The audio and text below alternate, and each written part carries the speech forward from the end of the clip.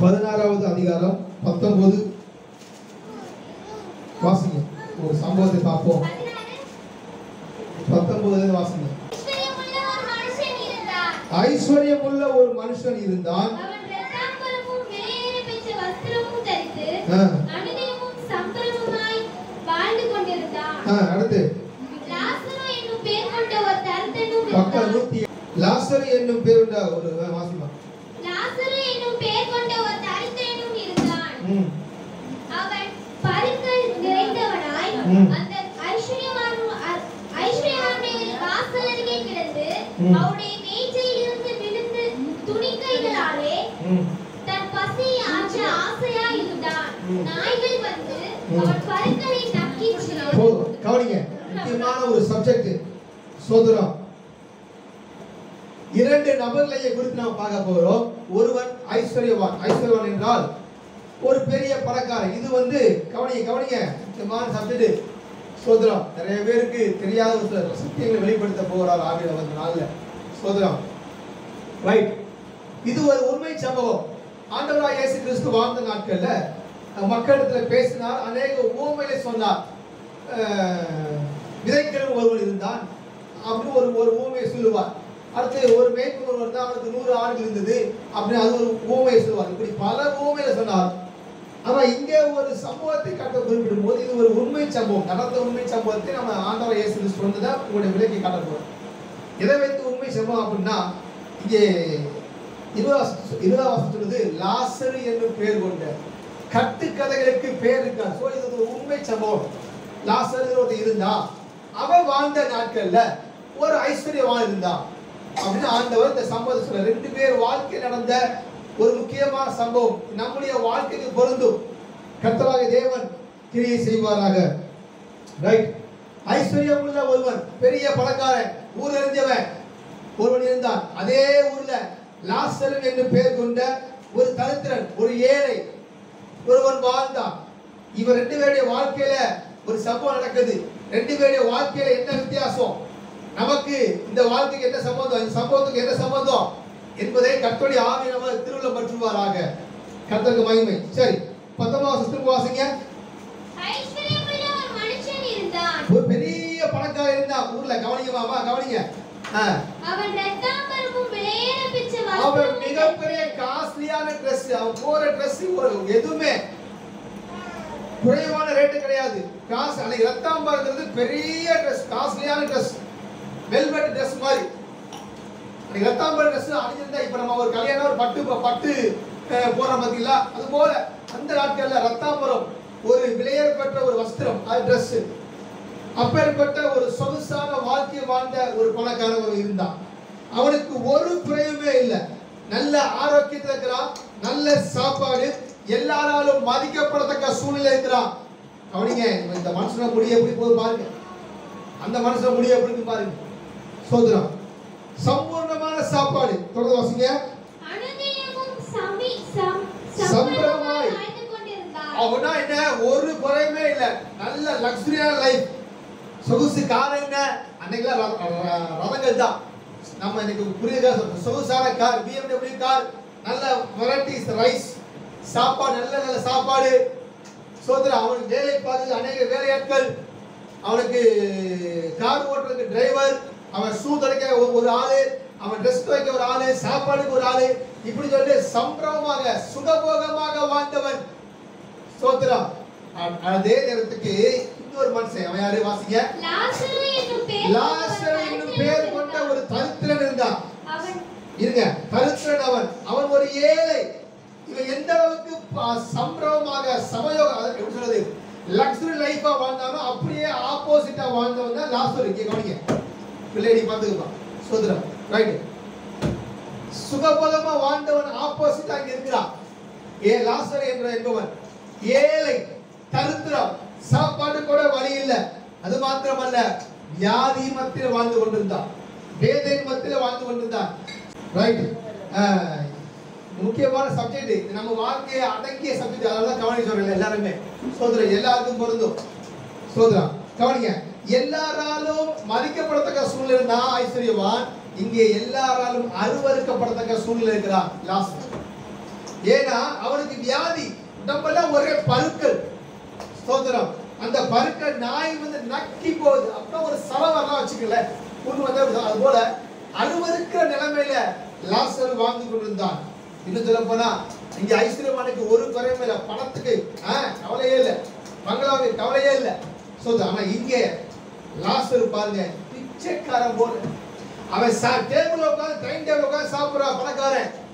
இந்த டேபிள் கீழே ஏதாவது விழுமா, அதையா கொண்டாந்து கொண்டு மாட்டாங்களா அப்படின்னு ஏங்கி கொண்டு வாசல்ல உட்கார்ந்துக்கிறான் லாசர்.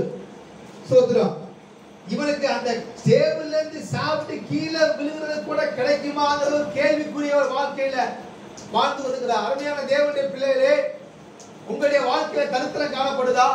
உங்க வாழ்க்கையில இப்படிப்பட்ட ஒரு நெருக்கங்கள் இருக்குமே ஆனால் கர்த்தராகிய தேவன் அதை மாற்றி போடுவாராக. ஆமென் சொல்லுங்க. உங்க வாழ்க்கையில காணப்படுற பஞ்சம் போன்ற சூழ்நிலைகள், நெருக்கம் போன்ற சூழ்நிலைகள், உற்ற உறவினர்கள் மத்தியில நம்மை அருவருக்கும்படியாக சிலர் பார்க்கலாம், கேவலமாக ஏளனமா பார்க்கலாம். கவலையப்படாதீங்க. ஆண்டவர் இயேசு கிறிஸ்து உங்க வாழ்க்கையை மாற்ற வல்லமை செய்யறவரா இருக்கார். அல்லேலூயா. ரெண்டு பேருடைய வாழ்க்கையில என்ன சம்பவிக்க போகுது பாருங்க. ரைட். கர்த்தருக்கு மகிமை உண்டாகட்டும். 22ஆம் வசனம் வாசிங்க. பின்பு அந்த தரித்திரன் மரித்து தேவதூதரால் ஆபிரகாமுடைய மடியிலே கொண்டு போய் விடப்பட்டான். போதும். மரணம், ஒவ்வொரு மனிதனுக்கும் மரணம் சம்பவிக்கும் போது ரெண்டு விதமான கேட்டகரி மக்கள் வருவார்கள்.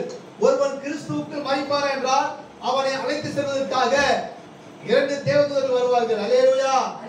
அதே நேரத்துக்கு பாவ மன்னிப்பினை செய்து பெறாமல், ஆண்டவராகிய இயேசு கிறிஸ்துவை அறியாமல் துன்மார்க்க வாழ்ந்து கொண்டு மரிப்பானால் அவனை கூட்டி செல்வதற்கு பிசாசு தான் வரும். அரக்கர்கள், தேவதூதர்கள், அதாவது பாதாளத்து தூதர்கள் வருவாங்க. ஸ்தோத்திரம். இப்ப மரணம் லாசர் வாசல்ல பருக்கையா கடந்து வாசல்ல அருவருக்கப்பட்டதாக இருந்த லாசர் மரித்து விட்டார். ஸ்தோத்திரம். அதே நேரத்துக்கு என்ன நடக்குது? அதாவது வாசிங்க. ஐஸ்வர்யவானும் மரித்து அடக்கப்பட்டான். ஐஸ்வர்யவானும் மரித்து செத்து போயிட்டான். யோபு எழுதின சரித்திர புத்தகம் 21ஆவது அதிகாரம் 14ஆம் வசனம் வாசிங்க. 21:13. அவர்கள் செல்வவான்களாய் தங்கள் நாட்களை போக்கி ஒரு சனப்பொழுதிலே என்னமா வாசிக்கிறீங்க? சனப்பொழுதிலே பாதாளத்தில் இறங்குகிறார்கள். மரணம் எப்ப வருதுன்னு தெரியாது. நல்லா சாப்பிட்டு இருந்தா, நல்லா வந்தா தெரியும். ஒரு பார்ட்டி, பெரிய பார்ட்டி, விருந்து உண்ணுகிட்டு இருக்கும் போதே நெஞ்சு அணைச்சிருச்சு ஐஸ்வர்யவானுக்கு. ஒரு சனப்பொழுதிலே மரணம் எப்ப வருது தெரியாது. ஸ்தோத்திரம். இமை பொழுதுல யாருக்கு என்ன டைம் யாருக்கு தெரியாது. ஸ்தோத்திரம். நல்லா வாழ்ந்து கொண்டா திடீர்னு படுத்த படுக்கையாங்க அவுட். ஐஸ்வர்யவான் ஒரு சனப்பொழுதிலே ஐஸ்வர்யமா வாழ்ந்தவன், செல்வ செருக்கா வாழ்ந்தவன், அவனுடைய மரணம் சம்பவித்தது. ரெண்டு பேருக்குமே மரணம் வருது. வாசிங்க. பிரசங்கி எழுதின புத்தகம் 2ஆவது அதிகாரம் 16ஆம் வசனம் வாசிங்க. பிரசங்கி 2:16. மூடன் என்றாலும் பிரசங்கி 2:16 மூடன் என்றாலும் ஞானி என்றாலும் என்றைக்கும் நினைவில் இருப்பதில்லை. இப்பொழுது இருக்கிறதெல்லாம் வருங்காலத்தில் மறக்கப்பட்டு போகும். மூடன் எப்படி சாகிறானோ அப்படியே ஞானியும் சாகிறான். அதிலே 12 வாசிங்க. மூடன் எப்படி சாகிறானோ அப்படியே ஞானியும் சாகிறான். இவ்விதமாய் மண்ணானது தான் முன்னிருந்த பூமிக்கு திரும்பி ஆவி தன்னை தந்த தேவனிடத்தில் மறுபடி போவதற்கு முன்னும் அவரை உன் வாலிப பிரயாசத்தை நினை. ரைட். மரணம் எல்லாருக்கும் ஒரே மாதிரி தான் வரும். யாரா இருந்தாலும் சரி. ஸ்தோத்திரம். யாரா இருந்தாலும் சரி, பெரிய ஐஸ்வர்ய சம்பனர் ராயல் ஃபேமிலியா இருந்தாலும் சரி, தரித்திரமானது எல்லாருக்கும் மரணம் பொதுவானதா. அல்லேலூயா சொல்லுங்க. அவனுக்கு மாத்திரம் மரணம் இனிப்பாகவும், இவனுக்கு மாத்திரம் மரணம் கசப்பானது. எங்கே மரணம் இருந்தாலும் சரி அழுகைதான், எங்கே மரணம் இருந்தாலும் சரி ஒரு வருத்தம் தான். எல்லாருக்கும் மரணம் பொதுவா வரும். அந்த மரணத்துக்கு பின்பு உன் வாழ்க்கையை எனக்கு யோசித்து பார்த்துட்டாயா? சொல்லுது மண்ணானது தான் முன்னிருந்த போல ஆவி தன்னை தந்த தேவனிடத்தில் போகும். உன் ஆவி உன்னை விட்டு பிரியும் போது எங்கே போவாய்? இதுவரைக்கும் நினைச்சு பார்த்துட்டாயா? ஸ்தோத்திரம். யோசித்தாயா? நீ மண்டைய போட்டது அப்புறம் நீ என்ன ஆக யோசிக்க என்னைக்காவது ஒரு நாள்? ஸ்தோத்திரம். என்ன ஆக போது பார்ப்போம். ரெண்டு பேரும் ஐஸ்வர்யவான் இறந்து விட்டான், லாசரு இறந்து விட்டான். நடக்கிறது என்ன? நீ பாருப்பா. ஸ்தோத்திரம். கர்த்தருக்கு மகிமை உண்டாகட்டும். அடுத்து சங்கீதம் 49:12 வாசிங்க. ஆகிலும் உலகத்துல எல்லாராலும் மதிக்கப்பட்ட கனம் பொருந்தான மனுஷனா இருந்தாலும் அவன் ஒரு நாள் சாகாம இருக்க முடியாது. அழிந்து போகிற மிருகங்களுக்கு ஒப்பாக்குறான். எங்க போற? ஸ்தோத்திரம். அடுத்து இதுதான் அவர்கள் வழி, இதுதான் அவர்கள் பைத்தியம். ஆகிலும் அவர்கள் சந்ததியால் அவர்கள் சொல்லி மெச்சிக் கொள்கிறார்கள். எங்க அப்பா தாத்தா பாட்ட முப்பாட்டை மெச்சிக்கலாம். அவன் செத்து நரகத்துல கிடப்பான். மரணத்துக்கு அப்புறம் எங்க அப்பா அப்படி வாழ்ந்தா தெரியுமா, எங்க தாத்தா அப்படி வாழ்ந்தா தெரியுமா, நரகத்துல வெந்து கொண்டிருப்பதே அவனுக்கு தான் தெரியும். ஆனால் இதை அறியாமல் அவங்க சந்ததியார் மெச்சிக் கொள்வாங்க. நாங்க எப்படிப்பட்ட பரம்பரை தெரியுமா? சோத்ரா. ஓ பரம்பரை எல்லாம் அங்கே செல்லாது. சோத்ரா பக்கத்தான போறோம். தொடர்ந்து வாசிமா.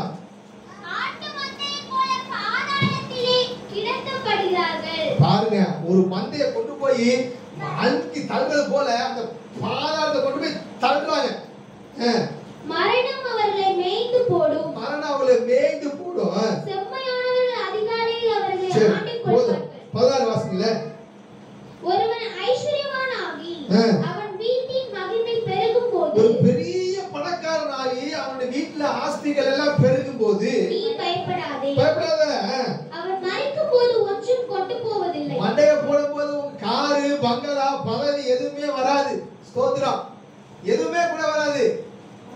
மறுமையின் வாழ்க்கையில எதுவும் செல்லாது. ஐயா, நான் இங்க பெரிய முதலமைச்சரா இருந்தேன், நான் பெரிய அதிபதியா இருந்தேன், நான் கலெக்டரா இருந்தேன், செல்லாது. ஸ்தோத்திரம். பரலோகத்துல மறுமையான வாழ்க்கையில பார்க்க தானே போறோம். ஐஸ்வர்யான வாழ்க்கை எப்படி முடிஞ்சு பார்க்க தான் போறோம். இப்ப வாங்க லூக்கா 16:20 வாசிங்க. 21 வாசிங்க. அவருடைய மேஜையில் இருந்து விழுந்த துணிக்கைகளாலே மரித்ததுக்கு அப்புறம் உள்ள சம்பவத்தை படிக்கிறேன். பாதாளத்திலே அவர் வேதனைப்படுகிற போது தன் கண்களை ஏறெடுத்து தூரத்திலே ஆபிரகாமையும் அவன் மடியிலே லாசருவையும் கண்டான். அப்பொழுது அவன் கவனிங்க. இப்ப மரணம் வந்த உடனே ஆவி தன்னை உண்டாக்கின தேவனிடத்துல போயிருச்சு. போன உடனே நல்லா கேட்டுக்கங்க, ஒரு மரணம் ஒவ்வொரு மனிதனுக்கு வரும்போது என்ன நடக்கும்னா, பிரசங்கி 12 போட்டிருக்குது, டைரக்டா அந்த ஆவி, அதாவது மரணம் என்றாலே சரீரத்தை விட்டு ஆவி ஆத்மா பிரிகிறது தான் மரணம். இன்னும் ஆழமா சொல்லணும்னா மரணம் என்பது தேவனை விட்டு பிரிவது தான் மரணம். அது ஆதாம் நடந்துச்சு. சாகவே சாவா என்று வரம் பெற்ற மனுஷன் செத்து போனான். ரைட். இப்ப ஆவி இந்த உடலை விட்டு பிரிஞ்ச உடனே நேரடியா உங்க ஆத்தா எங்க ஆத்தா போகாது. தன்னை உண்டாக்கின தேவன் இருக்காரு. உங்க அப்பா எங்க அப்பா போகாது. தன்னை உண்டாக்கின தேவன் இருக்காரே, மனிதனை மண்ணினால் உண்டாக்கி நாசில சுவாசத்தை வைத்தாரே, அந்த தேவனத்துல டைரி போகும். ஐயா போவாரு.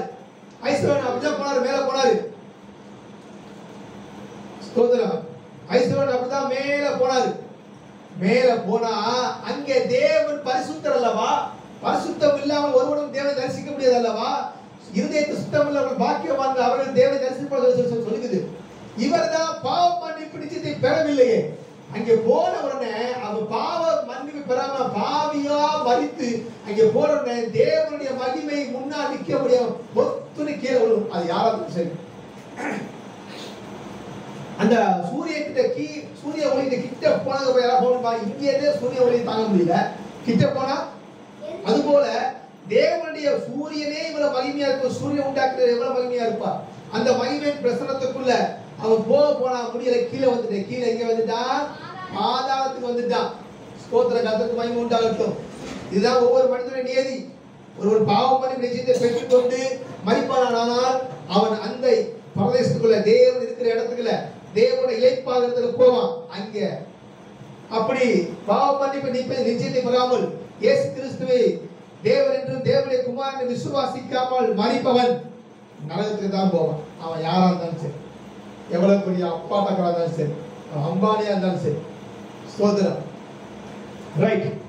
இப்ப அந்த மரணத்துக்கு அப்புறம் அவனுக்கு பெரிய அதிர்ச்சி. ஐஸ்வர்யவானுக்கு கவனிங்க, என்ன அதிர்ச்சி தெரியுமா? அந்த வாசிங்கள 22 வாசிங்கள. பின்பு அந்த தரித்திரன் மரித்து தேவதூதரால் ஆபிரகாமுடைய மடியிலே கொண்டு போய் விடப்பட்டான். போதும். என்ன அதிர்ச்சி தெரியுமா? மிகப்பெரிய அதிர்ச்சி. ஏன்னா ஊர்ல நல்ல சுகபோகமா வாழ்ந்தேன், இங்க என்ன நரகத்துல நான் கிடக்குறேன். நரகத்துக்கு போயிட்டான். ஆனா எனக்கு தெரிஞ்ச வாசலை நான் திங்கிற சொத்தை பிச்சை எடுக்கிறதுக்கு இருந்த லாசரு அங்கே ஆபிரகாம் மடியிலே இளைப்பாறி கொண்டிருக்கிறான். பெரிய அதிர்ச்சி. ஆபிரகாம் மடி என்பது நல்லா தெரிஞ்சுக்க, பரதேசம் என்று பெயர். சொல்லுங்க, பரதேசம். இப்ப சாகுற எல்லாருமே, அதாவது கிறிஸ்துவுக்குள்ள ஒரு மரித்தால் அந்த இடத்துல தான் போவாங்க. பரலோகம் போக மாட்டாங்க. பரலோகம் அது வேற. பரதேசம் போய் தூக்கிட்டு இருப்பாங்க. கிறிஸ்துவுக்குள்ள மரித்த பரிசுத்தவான்கள் எல்லாருமே இன்னைக்கு போய் கிறிஸ்துவுக்குள்ள இளைப்பாறி கொண்டிருப்பாங்க. அன்னை மரியாதை அங்கதான் இருப்பாங்க. சோதரா. அவருடைய சீடர்கள் இயேசு கிறிஸ்து 12 சீடர்கள் அங்கதான் இருப்பாங்க. சோதரா. ரைட். எல்லாருமே இப்ப இளைப்பாறி கொண்டிருப்பாங்க. ரைட். இப்ப ஆபிரகாம் மடியில பரதேசம் என்ற இடத்துல இவன் இளைப்பாறி கொண்டிருக்கிறான். யாரு? லாசரு. அதை பார்த்து அதிர்ச்சி. எனக்கு கீழே வாழ்ந்தவன் இங்க பெரிய இருக்கான். அதே போல பரலோகத்துல ஒரு பெரிய ஆச்சரியம் இருக்கும். என்ன ஆச்சரியம்? இவனுக்கு 3 வித அதிர்ச்சி உண்டாச்சு. என்ன தெரியுமா? நரகத்துல வேதனை. 20 வாசிங்க. அவருடைய பாதாளத்திலே அவன் வேதனைப்படுகிற போது, பாதாளத்தில் அவன் வேதனைப்படுகிறான். இரண்டாவது, தன் கண்களை ஏறெடுத்து தூரத்திலே ஆபிரகாமையும் அவன் மடியிலே லாசருவையும் கண்டான். அப்பதான் தெரியுது, ஐயோ பரலோகம் ஒண்ணு இருக்குதியா, பரதேசம் ஒண்ணு இருக்குதியா, அதை நான் அறியாம போயிட்டனே, அதை ஏற்றுக்கலாம் போயிட்டு சொல்லி இரண்டாவது அதிர்ச்சி. ஒன்னாவது வேதனைப்படுறான். இரண்டாவது அங்கே பரலோகத்தில் ஒரு மகிமையான வாழ்க்கை இருக்கிற இறந்துட்டனே சொல்லி இரண்டாவது வேதனை. மூணாவது பெரிய பெரிய ஷாக் என்னன்னா, அங்கே ஆபிரகாம் மடியில லாசர் இளைப்பாறி கொண்டிருக்கிறான். இது 3 விதமான அதிர்ச்சி அவனுக்கு. இதே போல பரலோகத்துல நம்மில் அநேகருக்கு 3 விதமான ஆச்சரியம் இருக்கும். கவனிங்க, பரலோக பாதாளத்துல எப்படி ஐஸ்வர்யவானுக்கு 3 வித அதிர்ச்சி இருந்துச்சோ, அது போல பரலோகத்துல நம்மில் சிலருக்கு 3 வித ஆச்சரியம் காத்திருக்கு. என்ன தெரியுமா? முதல்ல யாரெல்லாம் இவரெல்லாம் பெரிய பரிசுத்தவான்யா, இவரெல்லாம் பரலோகம் போயிடுறாங்க அப்படின்னு நினைச்சிட்டு இருப்பான். அங்க போனா அவங்க பரலோகம் வந்துட மாட்டாங்க. இதுதான் பெரிய ஆச்சரியம். இவரெல்லாம் வந்துருவார் நினைச்சா இவர் வரலையா? ரைட். ரெண்டாவது ஆச்சரியம், இவையெல்லாம் கவனிங்கம்மா, கவனிங்க, இவையெல்லாம் பரலோகத்துக்கு வருவானா? இவெல்லாம் ஒரு வேஸ்ட், ஒழுங்கா பைபிள் பண்ணி தெரியல, என்னத்த நான் நல்லா ஆறு நடந்து ஜெபிக்கிறேன் அப்படின்னு சொல்லி பந்தா பண்ணி, ஐயோ பைபிள் பிடிச்சிடாமா ப்ளீஸ்மா, சோதரம் சரி பாருமா சோதரம்.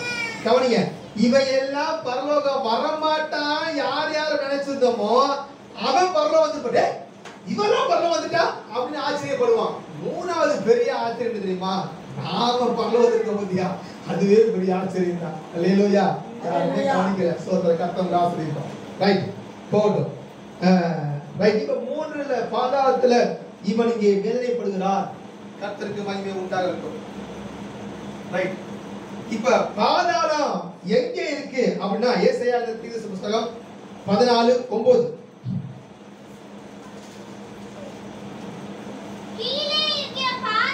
போதும். 100% போட்டுருக்கு. பாதாளம் கீழே இருக்குது, வானத்துல இல்ல. ரைட். அடுத்து சங்கீதம் 86:13 வாசிங்க. 86:13. நீர் எனக்கு பாராட்டின உமது கிருபை பெரியது. நீர் பாராட்டும் கிருபை பெரியது. என் ஆத்துமாவை தாழ்ந்த பாதாளம் தாழ்ந்த இடத்துல கீழே இருக்குது. கவனிங்க, 1989 வருஷம் ரஷ்யாவுல கோலா பெனிசுலா என்ற இடத்துல சோதரம் 1989 ரஷ்யா பகுதியில் கோலா பெனிசுலா என்ற இடத்துல ரஷ்ய விஞ்ஞானி ஒருவர் அசாக்கோ அவருடைய கண்டுபிடிப்புகளை பார்த்து அந்த நாட்டில் அவருக்கு போஸ்டல் ஸ்டாம்ப்ல அவருடைய போட்டோ, இப்போ நம்ம மகாத்மா காந்தியடிகளுடைய போட்டோ எப்படி ஸ்டாம்ப்ல இருக்குது, 2 ரூபா ஸ்டாம்ப், அந்த ஸ்டாம்ப்ல, அதுபோல அவருடைய கண்டுபிடிப்பை பாராட்டு விதமாக அவருக்கு ஸ்டாம்ப்ல அவர் பேர் இருந்துச்சு, அசாக்கோ அப்படின்னு. அப்படிதான் அவருக்கு பயங்கரமாக அவருக்கு ஒரு நாள் டவுட் வந்துச்சு, இந்த பூமிக்கு அப்படி என்னதான் இருக்குது, என்னதான் கண்டுபிடிக்க சொல்லி. அவருடைய விஞ்ஞானி தானே, அவர் என்ன பண்றாரு, அவருடைய வேலையாட்கள் எல்லாரையும் கூட்டிட்டு கொண்டு போய் அந்த கோலா பெனிசுலா என்ற இடத்துல அவர் பெரிய ராட்சத ட்ரில் மிஷினை கொண்டாந்து வச்சு நிப்பாட்டி இந்த பூமி கீழே ஓட்ட போறாரு போயிட்டே இருக்குது. ஒரு குறிப்பிட்ட தூரம் போனவன்னு பார்த்தீங்கன்னா அந்த ட்ரில் போற மிஷினே மெல்ட் ஆகி உரியுதா. என்ன சொல்லிட்டு திரும்ப அவரு வேற ஒரு மிஷினை போட்டாரு, அதே போல புரியுது. அது அதே போல குறிப்பிட்ட இடம் போன உடனே அப்படி டபக்கு உள்ள போயிருந்தாங்க. பால் இருக்குல்ல, இந்த பால் வந்து ஊசி குத்துது இல்லையா, ஃபர்ஸ்ட் கஷ்டமா இருக்கும் டபக்கு உள்ள போகும் பார்த்தீங்களா, அது போல இவருக்கு புரியவே இல்லை. அவர் என்னென்னமோ ஆராய்ச்சி பண்ணி பார்த்துருக்காரு, தெரியவே இல்லை. கடைசியில பார்த்தா அவர் பைபிள் எடுத்து படிக்கும் போது அந்த துவாரம் போட்ட ஓட்டையில அந்த துவாரத்துல இருந்து பாத்தீங்கன்னா மனிதனுடைய அலறல் சத்தம் கேட்டுச்சு. ஐயோ அம்மா எரியுதே அப்படின்னு ஒரு அலறல் சத்தம் கேட்டுச்சு. அதை கூட ரெக்கார்டிங் எடுத்து யூடியூப்ல போட்டுருக்காங்க, கேட்டு பாருங்க, ஆதாரம் உண்டு. கடைசியில என்ன சத்தம், சுத்தி எங்கேயாவது கலவரங்கள் போராட்டம் நடக்குதா பார்த்தா எங்கேயும் சுத்தி ஒரு 50 கிலோமீட்டர் எந்த ஒரு ஆங்கடமே இல்லை.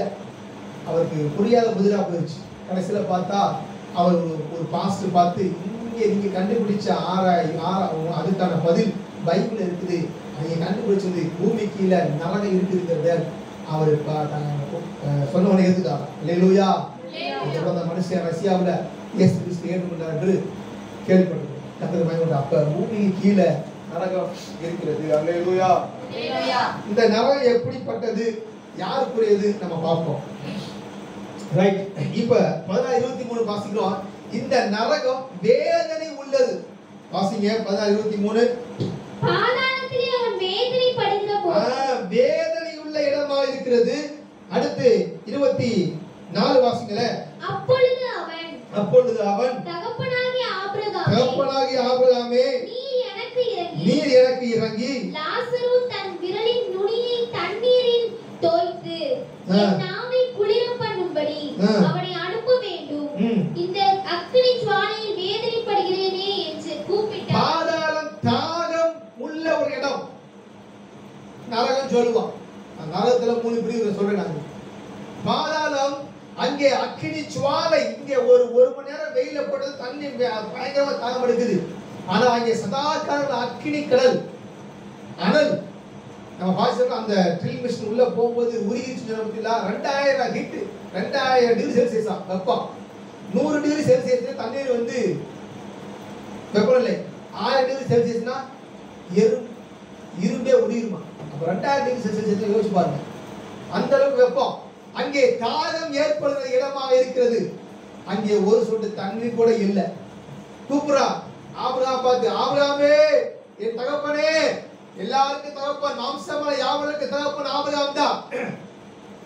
இஸ்லாமியருக்கும் தகப்பன் ஆபிரகாம் தான். இப்ராஹிம் சொல்லுவாங்க.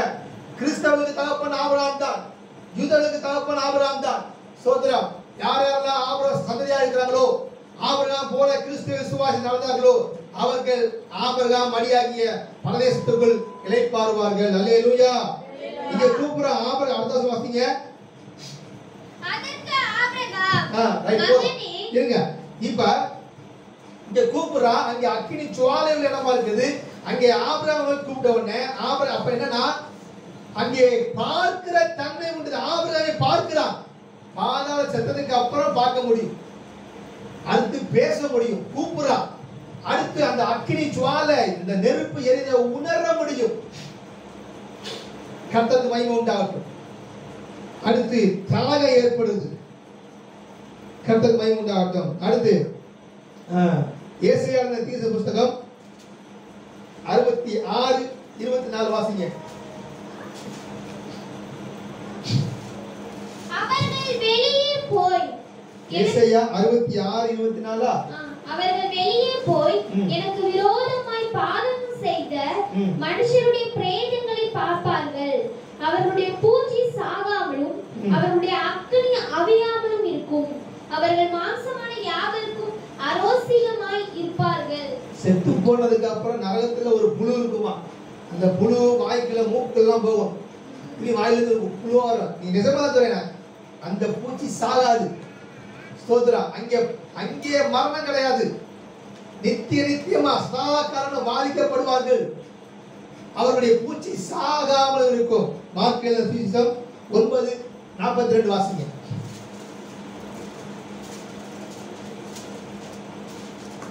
பாதாளம் அவ்வளவு கொடியதாக இருக்குது. இதெல்லாம் அறிந்தவர்கள் அடக்கி வாசிப்பான். வாசிங்க. என்னிடத்தில் விசுவாசமாய் இருக்கிற 44:9-44 அங்கே அவர்கள் புழு சாவாமல் அக்கினி அவியாமல். ஆண்டவராய் இயேசு கிறிஸ்து வாயிலிருந்து புறப்பட்ட வார்த்தை நரகத்திலே புழு சாகாது. அவர்களுடைய புழு உடம்பெல்லாம் புழு, வாயிலிருந்து புழு. இங்க பிரியாணி தெரியும், பிரியாணி நூடுல்ஸே அங்கே புழுவே வரும். அல்லேலூயா அல்லேலூயா ஸ்தோத்திரம். அதனால இதெல்லாம் அறிந்தவர்கள் எல்லாம் அடக்கி வாசிப்பாங்க. ஸ்தோத்திரம். இதெல்லாம் தப்பிக்குள்ள வழி எது அதை சொல்லுவேன். கர்த்தருக்கு மகிமை உண்டாகட்டும். ரைட். இப்பேற்பட்ட இடத்துல ஐஸ்வர்யவான் அவன் வாழ்ந்த நினைச்சு கூட பார்க்கல. மரணத்துக்கு அப்புறம் ஒரு நித்திய வாழ்க்கை உண்டு என்பது நித்திய ஜீவனை குறித்த அறிவு இல்லாதனாலதான் ஜனங்கள் சீர்கெட்டு போய் கொண்டிருக்கிறார்கள். இத சொல்வதாய ஆண்டவர் இயேசு கிறிஸ்து மனிதாவதாரம் எடுத்து வந்தார். ஸ்தோத்திரம். தொடர்ந்து வாசிங்க. மார்க் 7:16-25 வாசிங்க. ஆபிரகாம் என்ன சொல்றாரு? அதற்கு ஆபிரகாம், மகனே பூமியிலே உயிரோடு இருக்கும் காலத்தில் உன் நன்மைகளை அனுபவித்தாய். நீ உயிரோடு இருக்கும்போது ரொம்ப சந்தோஷமா வாழ்ந்தியா? அடுத்து லாசருவும் அப்படியே தீமைகளை அனுபவித்தான். அதை நினைத்துக் கொள். இப்பொழுது அவன் தேற்றப்படுகிறான், நீயோ வேதனைப்படுகிறாய். அதுவும் அல்லாமல் இவ்விடத்தில் இருந்து உங்களிடத்திற்கு கடந்து போகவும் அவ்விடத்தில் இருந்து எங்களிடத்திற்கு கடந்து வரவும் மனதுள்ளவர்களுக்கு கூடாதபடிக்கு எங்களுக்கும் உங்களுக்கும் நடுவே பெரும் பிளவு உண்டாக்கப்பட்டிருக்கிறது. கவனிங்க. இப்பதான் பாதாளத்துக்குள்ள போக போறோம். கவனிங்க. இப்ப ஆபிரகாம் சொன்னாரு, ஐயா என்னால தாங்க முடியல. ஐஸ்வர்யம் சொல்றேன், இந்த லாசருக்கு பாத்தீங்களா, அவருடைய ஒரு விரல்ல தண்ணியை நினைச்சு ஒரு சொட்டாவது விடுங்க. கவனிங்க. இல்ல அவன் ஒரு சொட்டாவது விடுங்க அப்படின்னு சொல்லி கேக்குதா. கேட்ட உடனே இங்க ஆபிரகாம் சொல்றாரு, ஐயா இங்கேருந்து நான் அங்க வர முடியாது, அங்கேருந்து நீ இங்க வர முடியாது. உனக்கு எனக்கு இடையில ஒரு பெரும் பிளவு இருக்குது. நல்லா கவனிங்க. பாதாளம் எப்படி இருக்கு சொல்றேன், கவனிங்க. பாதாளம் 3 பிரிவுகள் உள்ளது. ஒரு போர்டு தான் சூப்பரா இருக்கும். பாதாளம் 3 வித கரண்ட் பாதாளம் 3 பிரிவுகளை உள்ளடக்கியது. முதல் பாதாளத்துக்கு பேர் என்ன தெரியுமா? மேல் பாதாளம் சொல்லுவாங்க. அதற்கு பேர் தான் பரதேசு. சொல்லுங்க, பரதேஸ். இரண்டாவது ஒரு பிரிவு இருக்குது, அதுக்கு பேரு கீழ் பாதாளம், நடு பாதாளம். சொல்லுங்க, மூன்றாவது பிரிவு இருக்குது, அதுதான் தாழ்ந்த பாதாளம், கீழ் பாதாளம் சொல்லுவாங்க. முதலாவது உள்ள பாதாளத்துக்கு பேரு பாதாளத்து முதல் பிரிவு பரதேசு. அதுக்கு தான் ஆபுரம். வாசிங்க 2 கொரிந்தியர் 5:8.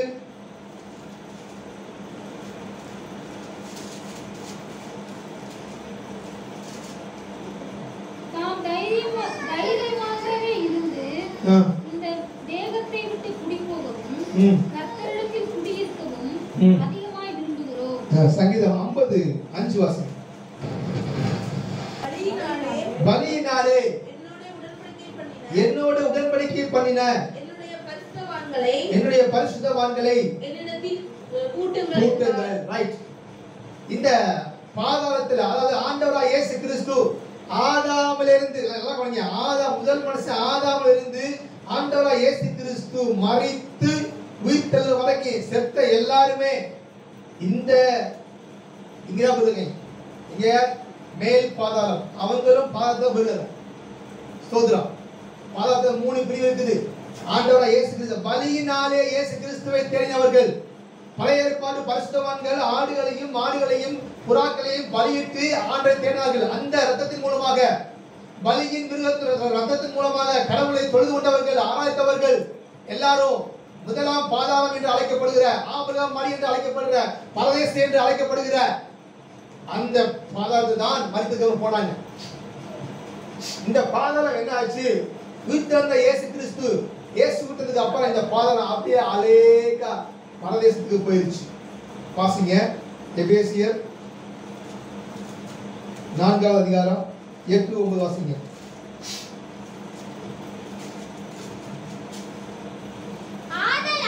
ஆதலால் அவர் உன்னதத்திற்கு ஏறி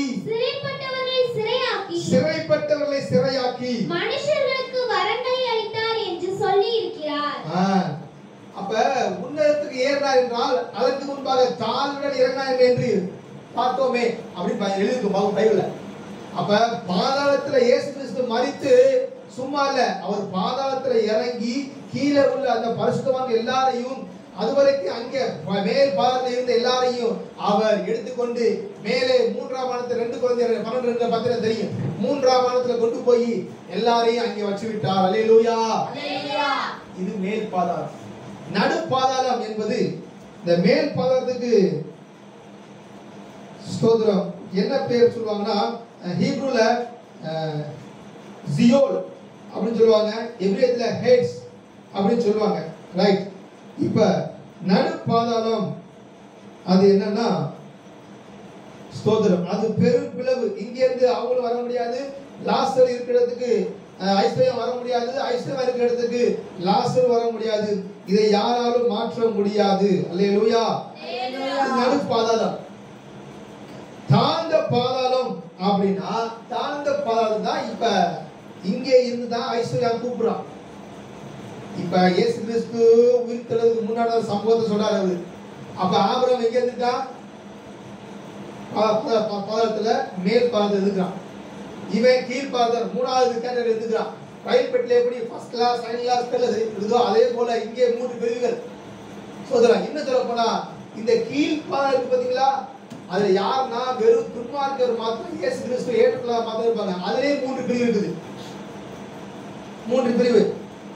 ஒண்ணு சமுத்திரம். வெளிப்படுத்தல் 20 அதிகாரத்துல நீங்க பாய்ச்சல் தெரியும். வாசிங்களே 20:11 வாசிங்க. 11 பாருங்க. பாதாளம் 3 பிரிவு உண்டது. கவனிங்க.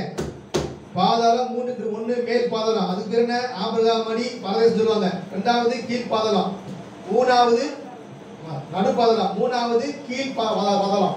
இந்த 3வது பாதாளத்துல 3 பிரிவு உண்டு. என்னது? வாசிங்க வெளிப்படுத்தல் 20:11.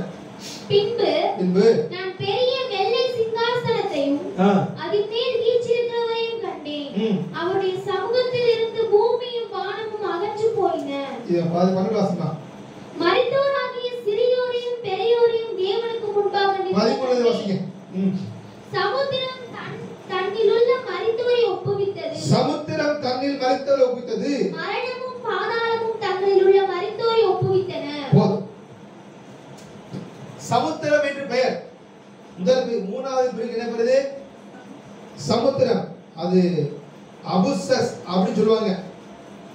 அடுத்து அதாவது சமுத்திரம் என்றால் அடிப்பாகமற்ற ஒரு குழி.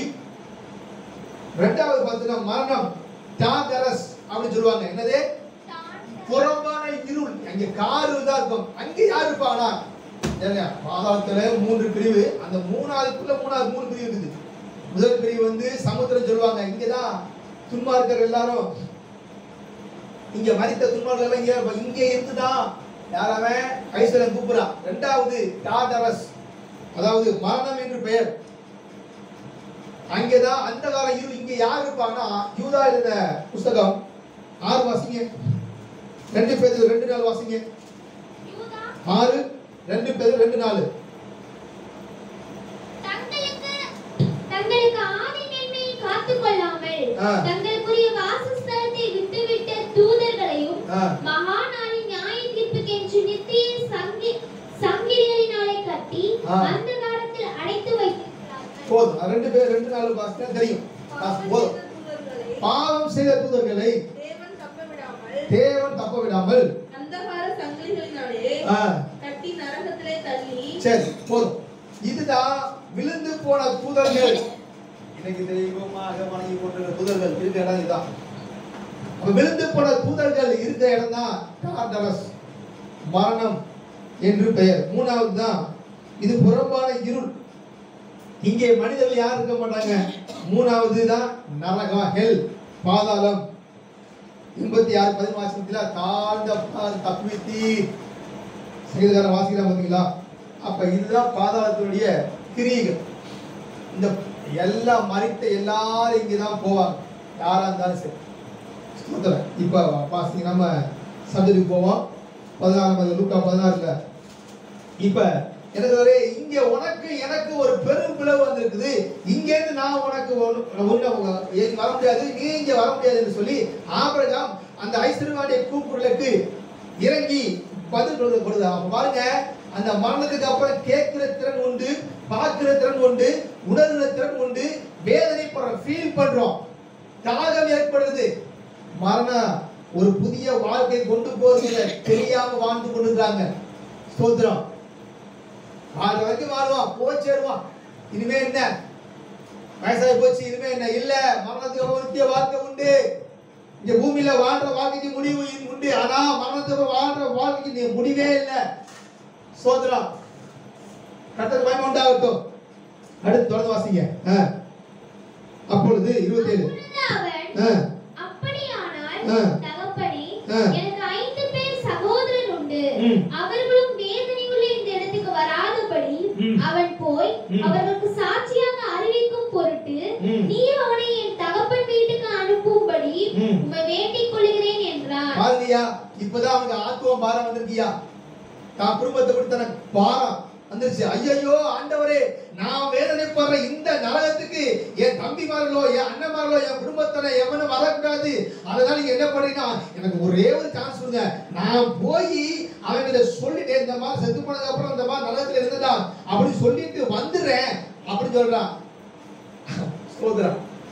எப்பயா ஆத்ம பாரம்? உயிரோடு இருக்கும் போது ஒருவன் இயேசு கிறிஸ்துவை ஏற்றுக்கொள்ளவில்லை என்றால், உயிரோடு இருக்கும் போது பாவம் மன்னிச்சத்தை பெறவில்லை என்றால் ஒரு காலம் அவனுக்கு கிடையவே கிடைக்காது. உயிரோடு இருக்கிற காலம் வரைக்கும் ஆண்டவராக இயேசு கிறிஸ்து இரக்கத்தில் ஐஸ்வர்யமுள்ள தேவனாக இரக்கம் வைத்து இப்போவாது மறந்து போறா, இப்போவாது மறந்து போறான்னு சொல்லி சாகிற வரைக்கும் ஆண்டவர் அவனை இடைப்பட்டு கொண்டே இருப்பார்.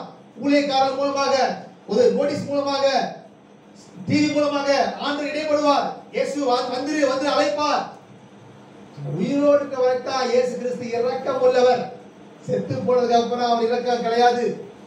ஸ்தோத்திர. நாணயத்துக்கு சொல்லுவாங்க, அவர் தகப்பன் அல்லவா, நம்மை கொண்டு போய் எப்படி நரகத்துல போடுவார்? நாணயத்துக்கு 2 பக்கம் இருக்குதோ அதே போல ஆண்டவர் ஒரு புறம் ஆண்டவராய் தேவன் இரக்கம் உள்ளவர் தான், மறுபுறம் அவர் பட்சிக்கிற அக்கினியா இருக்கிறார், நியாயத்துக்கு ராஜாவா இருக்கிறார். அல்லேலூயா, அல்லேலூயா. பெத்ததா கொண்டு போய் நரகத்தை தள்ளுவாங்களா? சொல்லுவாங்க, கள்ள போதகர்கள், ராங் டாக்டரின். உயிரோடு இருக்கிறவங்களுக்கு அநேக சான்ஸ் தருவாரு. நம்மளுடைய ஆயுஷ்னால கூட்டி கொடுத்தாருன்னா காரணம் என்ன? நம்ம இன்னும் பரிசுத்தமாகணும், இன்னும் பாவம் பெற்றுக்கொள்ளணும். அதுக்காக தான் சிலர் இந்த வாய்ப்பை தவறவிட்டார். இந்த ஐஸ்வர்யவான் தவறவிட்டான். தனக்கு கிடைத்த அந்த பாவ மன்னிப்பு கண்டு கிடைக்கப்பட்ட அந்த அனுக்கிற காலத்தை அவன் தவறவிட்டான். லாசருவோ தனக்கு கிடைத்த அந்த காலத்தை பயன்படுத்தி கொண்டு ஆண்டவரை ஆராதித்தான். இவன் செஞ்ச மிகப்பெரிய தவறு என்ன தெரியுமா? ஐஸ்வர்யவானே, வாசிங்க நீதிமொழிகள் 14:31. 14:31. தரித்திரனை ஒடுக்குகிறவன் அவனை உண்டாக்கினவரை நிந்திக்கிறான். தரித்திரனுக்கு தயவு செய்கிறவனோ அவரை கனம் பண்ணுகிறான். ஏழை எளியவனை ஒடுக்க கூடாது. இன்னைக்கு அரசியல்வாதிகள் சிலர் ஏழை எளியவனை சொத்துக்களை அபகரிக்கிறாங்க. கர்த்தர் நியாயம் தீர்ப்பார். ஐயோ, கேட்க யாருமே இல்லை சொல்லி எத்தனை ஏழைகள் வயலை கொடுத்துட்டு மார்பு அடிச்சான் தெரியுமா? சோதரம். சிலர் சொல்றேன், நல்ல ஆசீர்வாதம் இருக்கிறாங்க. யாராவது ஏழையா அடிச்சானா அவனுக்கு யார் மேல நினைக்காத, கர்த்தர் இருக்கிறார். இந்த ஏழையாய் லாசருக்கு ஐஸ்வர்யவான் ஒரு வீட்டு வாசல் கிடக்கிறான், பார்வையில கிடக்கிறான். அவன் ஒரு நாள் கூட சோறு போட முடியாது. சோதரா, கர்த்தருக்கு மாத்திரம் மகிமை உண்டாகட்டும். ஒரு அம்மா சொன்னாங்களா, நீனும் வர்ற போற எவ்வளோ, நீனும் வர்ற போற பேசுற, ஒரு நாளா ஒரு டீ சாப்பிட சொல்லிக்கியா, ஒரு சோறு போட சொல்லிக்கியா, சாப்பிட சொல்லிக்கியா அப்படின்னு கேட்டுச்சான். சோதரா, அது அந்த முன்னாடி அந்த அம்மா வந்து நல்ல ஒரு நிலைமையில இருக்காங்க, நல்ல பிள்ளைகள், நல்ல வீடு, ஆஸ்தியெல்லாம் இருக்குது. சோதரா, நான் ஏன் அவங்களுக்கு செய்யணும் அப்படின்னு முதல்ல கேட்டாங்க. இன்னும் பார்த்தீங்கன்னா ஒடுக்கப்பட்ட ரொம்ப தாழ்ந்த நிலமையில இருப்பாங்க, அவங்க வருவாங்க, பேர் சொல்ல விரும்பல, அவங்களோட என்னமோ சொந்தக்கார மாதிரி பழகி சோறு போடுறது என்ன, அப்படி நான் கூட சம்டைம்ஸ் வந்து அவங்க நீட்டா இருக்க மாட்டாங்க, ஸ்மெல் வரும், கொஞ்சம் மாற நினைப்பேன். ஆனா அந்த மனைவி வந்து கர்த்தருக்கு மகிமை உண்டாகட்டும், நல்ல இறக்கம் வச்சு நல்லா என்ன இருக்குதோ சிக்கனோ மாட்டோம் என்ன காசரி கொடுப்பாங்க. அல்லேலூயா. அப்ப ஏழைகளுக்கு இறங்குறவன் கர்த்தருக்கு கடன் கொடுக்கிறாயா? ஏழைக்கு நீ தயவு செய்தா, கஷ்டப்படுறவங்களுக்கு உதவி செஞ்சீனா அது கர்த்தருக்கு செய்யறது அர்த்தம். இந்த ஐஸ்வர்யவான் ஏழையாகிய லாசருவுக்கு இந்த தயவை செய்ய மறுத்து விட்டான். நன்மை செய்ய திராணி இருக்கும்போது செய்யாமல் இருந்து நான் உன் வீட்டு வாசல்ல பாவம் படுத்துக்குமா நான் சொல்லியிருக்கிறார். அப்ப நம்மளை ஆசீர்வதிக்கிறார், நம்ம உயர்த்துகிறார், நம்ம நல்லா செல்வ வாழ்றோம்னா நீ மட்டும் நல்லா வாழ்றதுல உன்னை சுத்தி உள்ள மக்களை வாழ வைக்கிறதுக்காக தான் ஆண்டவரை ஆசீர்வதிக்கிறார். அதுக்காக உன் வயிறை பட்டி போட்டு செய்ய சொல்ல, அது உங்களுடைய தியாக மனதை கொடுத்து நன்மை செய்ய தானே செய்யும், செய்யாம தான் பாவம் சொல்லிக்கிறார் ஆண்டவர். இந்த ஐஸ்வர்யவான் செய்ய தவறிவிட்டார். அதனால அவன் அது மாத்திரமல்ல, தன்னை உண்டாக்கின தேவனை அவன் அறியவில்லை. அறிந்தும் இன்னும் சொல்ல போனா அறிந்தும் தேவனை ஏற்றுக்கொள்ளவில்லை. அதனாலதான் நரகத்துக்கு போனான். லாசரு தேவனை பற்றி கொண்டான். சோதரன் அப்ப இப்ப சொல்றான், ஐஸ்வர்யவான் சொல்றான், நான் செத்துட்டேன், இந்த இடத்துக்கு என் அண்ணன் தம்பி வரக்கூடாது ஆண்டவரே அப்படின்னு சொல்றான். அதுக்கு ஆபிரகாம் என்ன சொல்றாரு? வாசிங்க 28-29 வாசிங்க. ஆபிரகாம் அவனை நோக்கி, அவர்களுக்கு மோசேயும் தீர்க்கதரிசிகளும் உண்டு, அவர்களுக்கு அவர்கள் செவி கொடுக்கட்டும் என்றான். அதற்கு அவன், அப்படி அல்ல தகப்பனாகிய ஆபிரகாமே, மரித்தோரிலிருந்து ஒருவன் அவர்களிடத்திற்கு போனால் மனம் திரும்புவார்கள் என்றான். அதற்கு அவன், அவர்கள் மோசேக்கும் தீர்க்கதரிசிகளுக்கும் செவி கொடாவிட்டால் மரித்தோரிலிருந்து ஒருவன் எழுந்து போனாலும் நம்ப மாட்டார்கள். இவன் ஐடியா கொடுக்குறான், நான் போய் எங்க அண்ணன் சொல்லுவாரேன், மூதவிப்ப நீ வந்தீனா உன்னை பேய்ல சொல்லி அடிச்சு விட்டுவாங்க. செத்து போன அண்ணன் வர வச்சுக்கல தம்பிகாண்ட என்ன சொல்லுவாங்க? நீ சொல்லுங்க, ஐயோ பூதா, ஐயோ பேய், உடனே கூப்பிடா வந்து அதை கட்டுறா என்னமோ பண்ணுவாங்க மூணு பழக்கத்துல. சோதரா சொல்றாரு, டேய் உயிரோடு இருக்கிற போது நீ ஏத்துக்கொள்ள, செத்ததுக்கு அப்புறம் வந்து கேட்கறியே, நீ ஒன்னும் போய் ஐயோ ஒன்னும் கிழிக்க வேணாம், நீ போனீங்கன்னா உன்னை பேய் சொல்லி வந்துட்டுருவாங்க. நீ உண்மையில நீ போற அடக்கம் பண்ணிட்டு வந்தாச்சு, 3-4 நாள் ஆச்சு, இங்க வேலை போற, இங்க போற என்ன சொல்லுவாங்க? பேய் கட்டிட்டுருவாங்க. நான் என்ன சொல்றேன்னா, உயிரோடு இருக்கா பத்தியா ஒரு பாஸ்டர் இருக்கா பார்த்தீங்களா, சுவிசேஷத்தை சொல்லுவாங்கல்ல, நற்செய்தி அடிக்கிறா பார்த்தீங்களா, அவங்க சொல்றத கேட்டு நடந்தா போதும்பா. உயிரோடு இருக்கு அதாவது ஊழியக்காரன் சொல்றானா, ஊழியக்காரன் சொல்ற வார்த்தை கேட்டு கீழ்படுங்க. ஏதோ விட சொல்றாரா விடுங்க. சுவிசேஷத்தை அடிக்கிறாங்களா, அந்த சுவிசேஷத்தை ஏற்றுக்கொள்ளுங்க. இயேசு பத்தி சொல்றாங்க, ஏற்றுக்கொள்ளுங்க. சோதரா அப்ப பணம் இருக்க திமிரில, பதவி இருக்க திமிரில ஏற்றுக்கொள்ளாம மிதப்பா நடந்து கொள்வாங்க. வாசிங்க யாக்கோபு 5:2 வாசிங்க. யாக்கோபு நிருபம் 5வது அதிகாரம் 2. இந்த ஐஸ்வர்யவான் பாருங்க என்ன பண்றான். உங்கள் ஐஸ்வர்யம் அழிந்து, உங்கள் வஸ்திரங்கள் பொட்டரித்து போயின, உங்கள் பொன்னும் வெள்ளியும். 1வது வாசிங்களே, ஐஸ்வர்யவான்களே கேளுங்கள், உங்கள் மேல் வரும் நிர்பந்தங்களின் நிமித்தம் அலறா. அடுத்து, உங்கள் ஐஸ்வர்யம் அழிந்து, உங்கள் வஸ்திரம் பொட்டரித்து போயின, உங்கள் பொன்னும் வெள்ளியும் துருப்பிடித்தது, அவைகளில் உள்ள துரு உங்களுக்கு விரோதமாக சாட்சியாய் இருந்து அக்கினியை போல உங்கள் மாம்சத்தை தின்னும். கடைசி நாட்களில் பொக்கிஷத்தை பாருங்க, ஐஸ்வர்யவான் எவ்வளவோ ஆஸ்தி பெற்றா, அந்த ஒரு ஆஸ்தி அவன் பணம் பொருள் தங்க நகை வெள்ளி என்னையா குறைச்ச அவனுக்கு ஒண்ணுமே அந்த பாதாளத்தின் வல்லமைக்கு அவனை தப்புவிக்கவில்லை. அல்லேலூயா, அல்லேலூயா. அதனால இன்னும் இப்ப வந்து மூக்கை பொத்தி கொண்டு செல்லும் காலம் வரும் என்று எசேக்கியேல் 39 போட்டுருச்சு. அது நடந்துருச்சு. இன்னும் சீ என்று இகழப்படத்தக்கதா எரியத்தக்க காலம் வரப்போகுது. தங்கத்தோட ஈச காலம் வரப்போகுது. சோதரா அப்ப அதனால வேதாகமத்துல பொன்னும் வெள்ளியும் கர்த்தருடைய நாளுக்கு முன்பாக நிற்க முடியாது, தப்பு நிற்காது. சோதரா மரணத்தை ஜெயிக்க எந்த வழி கிடையவே கிடையாது. இந்த உயிரோடு இருந்து வர்ற மோசே போன்ற தீர்க்கதரிசி சொல்றதை கேட்டு விசுவாசி, அப்போ அண்ணன் தம்பிங்க ரட்சிக்கப்படுவாங்க.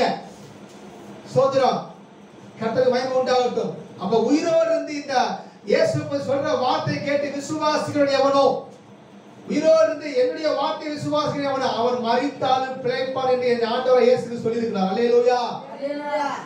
மரணத்தை ஜெயிக்க முடியும். சோதரா கிறிஸ்து வந்தா மாத்தா மரணத்தை ஜெயிக்க முடியும். இப்படியாக இந்த ஐஸ்வர்யவானுடைய வாழ்க்கையை பாருங்க, மரித்த லாசருடைய வாழ்க்கையை பாருங்க. அவன் இளைப்பாறுகிறான். அங்கே கவனியுமா, அங்கேயா பார்க்குறீங்க? அவன் இளைப்பாறுகிறான், இவன் வேதனைப்படுகிறான். நாம் இந்த இடத்துல போக போறோம். சரி, யாரு நரகத்துக்கு போவாங்க அப்படின்னா நான் வாசிக்கிறேன். உங்க லிஸ்ட் அது உங்க பேர் அது இருக்கா பாருங்க. சரிங்களா? வாசிங்க. ரோமருக்கு நிருபம் 1ஆம் அதிகாரம் 29. உங்க பேர் அது இருக்கா பாருங்க. வாசிக்க. அப்ப வாசிமா. 1ஆம் அதிகாரம் 29. அவர்கள் சகலவித அநியாயத்தினாலும் அநியாயம் பண்றவங்க லிஸ்ட் எல்லாம் பேர்லாம் இருக்கும். ரைட். அடுத்து வேசித்தனம், கணவனுக்கு உண்மை இல்லாத காரியங்கள், மனைவிக்கு உண்மையாக தன் சரீரத்தை இச்சைக்கு விற்கிறவெல்லாம் நீங்க எல்லாம் அங்கே புக் பண்ணிட்டீங்க அர்த்தம் நரகத்துல. அடுத்து துரோகம், சகோதரனுக்கு துரோகம் பண்றீங்களா? சகோதரிக்கு துரோகம் பண்றீங்களா? மனைவிக்கு துரோகம் பண்றீங்களா? புருஷனுக்கு துரோகம் பண்றீங்களா? you are appointed to hell. நரகத்தை நீங்க கன்ஃபார்ம் ஆகும். அடுத்து பொருளாசை. அதாவதுங்க நமக்கு தேவையான பொருட்கள் வாங்கலாம், ஆனா பொருள் ஆசைனால மற்றவங்களுடைய பொருள் மேல ஆசை, you are selected in hell. Right. அடுத்து குரோதம், பகை. ஒருத்தரை பார்த்தாலே எரிச்சல், எரிச்சல். சிலர் எங்க மேல எரிச்சல் பண்றாங்க, கட்ட மணி போறாங்க. இந்த குரோதம் உள்ள இதயத்துக்குள்ள பார்த்தா பகை வச்சுட்டே இருப்பாங்க. மன்னிக்காத சூழ்நிலைகள். ரைட். பொறாமையோ எலும்புருக்கின் போட்டுருக்குது. சோத்ரம். எனக்கு தெரிஞ்ச ஒரு அக்கா ஊர்ல இருக்காங்க. அந்த அக்கா நல்லா சாப்பிடுவாங்க, நல்லா பண்ணுவாங்க. பார்த்தா இப்ப லீனா பென்சிலுக்கு போட்டு போட்ட மாதிரி அந்த பென்சில் ஓரப்பட்ட போட்டு அப்படி இருப்பாங்க. கடைசியில் பார்த்தா அந்த அக்கா நல்லா பேசுவாங்க, பரவாங்க. பொறாமையோ எலும்புருக்கி. பொறாமை பட்டீங்கன்னா நீங்க செலக்ட் ஆயிட்டீங்கன்னு அர்த்தம். எங்க? நரகத்துக்கு. ரைட். அடுத்து கொலை, வாக்குவாதம். முடிஞ்ச வரைக்கும் ஏதோ வாக்குவாதம் பண்றோமா ஒதுங்கி வந்துடணும், மணிப்பேடு வந்துடணும். தொடர்ந்து அதே சாதி பட்டக்கூடாது. சோதனை. அடுத்து வன்மம்னா பழி வாங்குறேன்னா எப்படியாவது அழிச்சியா வேணும். பழி வாங்குவதும் பதிலளிப்பதும் கர்த்தருக்குரியதா. பழிவர் என்ன இருந்தா you are selected, நீங்க அப்பாயிண்ட் ஆயிட்டீங்க அர்த்தம். ரைட். அடுத்து வன்மம்னா பழி வாங்குறது. அடுத்து புறங்கூறுதல். கேட்டுங்க. அங்கடி சொல்லி அவங்களை திருச்சி சொல்றது, தேவையான வார்த்தை சொல்லி ஒருத்தர் கெட்டவை உண்டாக்குறது, அவதூறா பேசுறது, ஒருத்தருக்கு கெட்டவை உண்டாக்க முடியாத ஊரா போய் தகவலா போறது, இதுக்கெல்லாம் நீங்க பாத்துக்கங்க. அடுத்து சும்மா கிடையாது, பரலோகம் கிடையாது. சோத்ரா செத்து பாருங்க, அப்புறம் தெரியும் வாழ்க்கை. ரைட். அடுத்து அவதூறு கெட்டவை உண்டாக்குறவங்க. அடுத்து தேவ பகைஞர் என்ற யார் தெரியுமா? தேவனையும் தேவனுடைய பிள்ளைகளையும் பகைக்கிறவங்க, ஊழியக்காரங்க நம்ம எழுப்புறவங்க, தேவ ராஜ்யத்துக்கு நம்ம எழுப்புறவங்க, கிறிஸ்தவத்துக்கு நம்ம எழுப்புறவங்க, யாரா இருந்தாலும் சரி. நீங்க எத்தனையோ பேர் சபையில அடிச்சு நொறுக்கி கிறிஸ்தவத்தை உள்ள வராதவர்களுக்கு ஊழியக்காரர் நற்செய்தி அளிக்கப்படும் அடிச்சு நொறுக்க தேவ பகைஞரே, உன்னை தொடுகிறவன் என் கண்மணியை தொடுறான் என்று சொல்ல கர்த்தர். சவுலே சபையை அடிச்சு நொறுக்கிட்டு இருப்பான். புதிய ஏற்பாட்டுல நொறுக்கிட்டு இருக்கும்போது ஆண்டவர் சவுல்கிட்ட பேசுவார். ஒரு அடுத்து ஒரு சபையை அடிச்சு நொறுக்க போவான். குதிரை போயிட்டு பார்த்தீங்கன்னா ஆண்டவர் சன்னதியில ஒரு பெரிய ஒளி வரும். அந்த உடனே கண்பாவோட போயிடும். உடனே கேட்பா, ஆண்டவரே யார் ஆண்டவரே? நீ துன்பப்படுத்துற இயேசு நானே அப்படின்னு சொல்லுவார். இயேசுக்கும் சவுலுக்கு சம்பந்தம் இல்லை. இயேசுவை சவுல் பார்த்ததே கிடையாது சொல்லப்போனா. ஆனா ஏன் அங்கே இயேசுவின் நாமம் தரிக்கப்பட்ட பிள்ளைகளை சவுல் கொலை செய்தான், சவுல் பகைத்தான், சவுல் துன்பப்படுத்தினான். அப்ப யாரை அடிச்சது அர்த்தம்? உலகம் உங்களை பகைக்குதுன்னா அதுக்கு முன்னாடி என்ன பகைக்குன்ற அர்த்தம் என்று பைபிள் சொல்லிருக்கா இயேசுமா யோவான்ல. உலகம் பகைக்குதா? கவலைப்படாதீங்க. என்ன பகைக்குது உலகம்? என்ன பகைச்ச உலகம் இருக்க முடியுமா? ஸ்தோத்திரம். ரைட். அடுத்து துராகிருதம் பண்ணுங்கள் அப்படின்னா வன்முறையாளர்கள். அடுத்து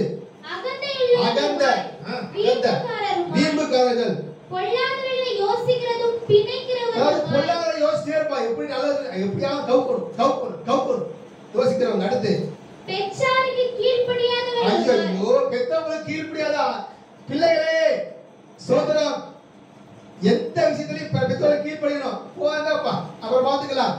பார்த்துக்கங்க. நீங்க சபைக்கு போனாலும் சரி, நீங்க பைபிள போட்டுட்டு நீங்க தீர்க்க ஆயுசோட வாழணும்னா உன் தகப்பனை தாயை கனம் பண்ணு, உன் தகப்பனை வார்த்தை கீழ்ப்படி. ஸ்தோத்திரம். சொல்ற வார்த்தை கேளு. நீ தீர்க்க ஆயுசோட வாழணும். இதுதான் வாக்குத்த விட முதலாம் கற்பனை. எபேசி 6:1 போட்டுக்குது. நீ மண்டையா சீக்கிரமே அல்பாயுஸ்ல போகணும்னா உன் பெத்தங்க பேச்ச கேட்க வேணாம். ஸ்தோத்திரம். ரைட். அடுத்து உணர்வே. ஒரு மனிதனுடைய சாயலே இல்ல, உணர்வே இல்ல. எவ்வளவுதான் சொல்றேன் மனம் திரும்ப எச்சரிக்கிறான். ஆனா அந்த உணர்வே இல்லாம இருப்பாங்க, கடினத்தன்மையா இருப்பாங்க. அடுத்து உடன்படிக்கைகளை மீறுகிறவர்களுமாய். உடன்படிக்கை ஆண்டவரோட உடன்படிக்கை மீறுறவங்க. அடுத்து சுபாவ அன்பில்லாதவர்கள். மனுஷனுக்குரிய அன்பே இல்லாம ஒட்டுத்தனமா சுபாவ அன்பு இல்லாதவனா, மிருகத்தனமா, ஒரு இரக்கம் இல்லாதவனா இருப்பாங்க. அடுத்து இணங்காதவர்களுமாய். இணங்காதவர் என்றால் மன்னிக்காதவர்கள் என்று அர்த்தம். அடுத்து இரக்கமில்லாதவர்களுமாய் இருக்கிறார்கள். இப்படிப்பட்டவர்களை செய்கிறவர்கள் மரணத்திற்கு பாத்திரராய் இருக்கிறார்கள் என்று தேவன் தீர்மானித்தார். போதும். அருமையான தேவஜனங்களே, இந்த லிஸ்ட்ல ஒரு பேர் இருக்கா பாத்துக்கங்க. அடுத்து வாசிங்க. கலாத்தியர் 5:19. சோதர். சரி, வெளிப்படுத்தல் 21:8 வாசிங்க. டைம் ஆச்சு. 21:8. பயப்படுறவர்கள். எதுக்கு பயப்படுறவங்க? கர்த்தருக்கு பயந்து வாழ்ந்தா நீ உருப்படுவ. மனிதர்களுக்கோ பிசாசுக்கோ பயந்து வாழ்ந்தீனா நீ பரவாயில்ல முடியாது. இன்னும் சொல்ல போனா இயேசுவை பத்தி மற்றவர்களுக்கு அறிவிக்கிறதுக்கு நீ பயப்பட்டீனா, சர்ச்சுக்கு போறது தெரியாம போகணும். சர்ச்சுக்கு போனா ஒதுக்கி சொல்லுவாங்க, இந்த பேர கூடாது, ஒதுக்கி வையே. சோத்ரா எல்லாத்தையும் கர்த்தருக்கு அறியாங்களோட அப்படி தைரியமா இருக்கணும். பயப்படக்கூடாது. கர்த்தருக்கு மாத்திரம் பயப்படணும். அப்படி இயேசுவை பத்தி அறிவிப்பதற்கு, இயேசுவை பத்தி பக்கத்துல சொல்வதற்கு பயப்படுறவங்க. அடுத்து அவிசுவாசிகள். ஆண்டவர் இயேசு கிறிஸ்து எனக்காக மரித்தார் என்பதை விசுவாசியாமல் இருக்கிறவங்க, ஆண்டவர் இயேசு கிறிஸ்து தேவன் தேவகுமார் விசுவாசியாமல் இருக்கிறவங்க அவிசுவாசிகளும், அருவருப்பானவர்களும், கொலைபாதகரும், விபச்சாரக்காரரும், சூனியக்காரரும், விக்கிரக ஆராதனைக்காரர்கள், பொய்யர் அனைவரும் பொய் சொல்றதா ஒரு பாவமா அப்படின்னு சொல்றாங்க. சரி, ரைட். ஒரு சொட்டு நிறைய பால் இருக்கு, அந்த ஒரு பால்ல ஒரு சொட்டு டிராப் பண்ணுங்க, சாப்பிடல நீங்க சாப்பிடல. அது போலதான் பொய் சொல்ல பாவம் தான். பொய்யெல்லாம் பெரிய பாவம் இல்லைங்க. ஆண்டவராகிய இயேசு கிறிஸ்து இது வரைக்கும் கட்ட சாட்சி காத்து வருகிறார். கத்துக்கு மயமுண்டாங்க. அப்ப பொய் சொல்லாம வாழ கத்துக்கொள்ளுங்க. ஆண்டவருடைய கிருபை கேளுங்க. சூழ்நிலை வரும். ஆண்டவரே பொய் சொல்லி திட்டு நானே எங்க மனைவி நிறைய தடவை உண்மையை சொல்லி திட்டு இருக்கேன். சோதரா ஒரு சில காரியங்கள்ல. அப்ப பொய் சொல்லாது. பொய் சொல்றது யாவரும் பொய்யர் அனைவரும் இரண்டாம் மரணமா அக்கினி கடல். இங்க முழு சாகாது. வாய் நினைச்சுக்கங்க. கண்ணை மூடனா வாய்க்குள்ள முழு வந்து நிக்கணும். கற்பனை பண்ணி பாருங்க. சோதரா பொய்யர் அனைவரும் இரண்டாம் மரணமாகிய அக்னி கடலில் பங்களிப்பார்கள். அல்லேலூயா. இவங்க எல்லாம் போவாங்க. ரைட்டு. இப்ப வாசிங்க. இந்த பாதாளம் எவ்வளவு கொடிதான இடம். எபேசியர் நிருபம் 4வது அதிகாரம் 8வது வசனம் வாசிங்க.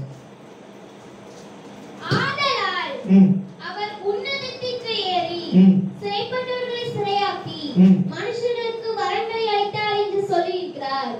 ஏறினார் என்பதனாலே அவர் அதற்கு முன்னே பூமியின் தாழ்விடங்களில் இறங்கினார் என்று விளங்குகிறது அல்லவா? முக்கியமான சப்ஜெக்ட், முக்கியமான நிலை வந்திருக்கும். நான் பாதத்தை சொன்னேன். 3 விதமான பாதாளம், 3 விதமான அந்த பாதாளம். கவனிங்க.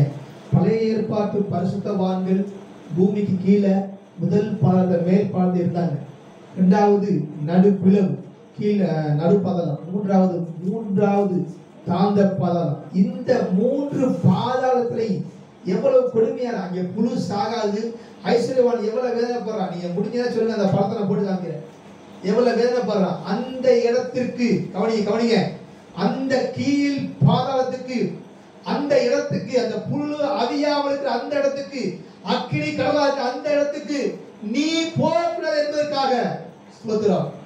அந்த மரணத்துக்கு நீ போகக்கூடாது என்பதற்காக, அந்த தாகமுள்ள இடத்துக்கு, அக்கினி கடலில் அந்த இடத்துக்கு நீ போகக்கூடாது என்பதற்காக என் ஆண்டவராய் இயேசு கிறிஸ்து மரித்து உள்ளே போனார். அல்லேலூயா, அல்லேலூயா, ஸ்தோத்திரம்.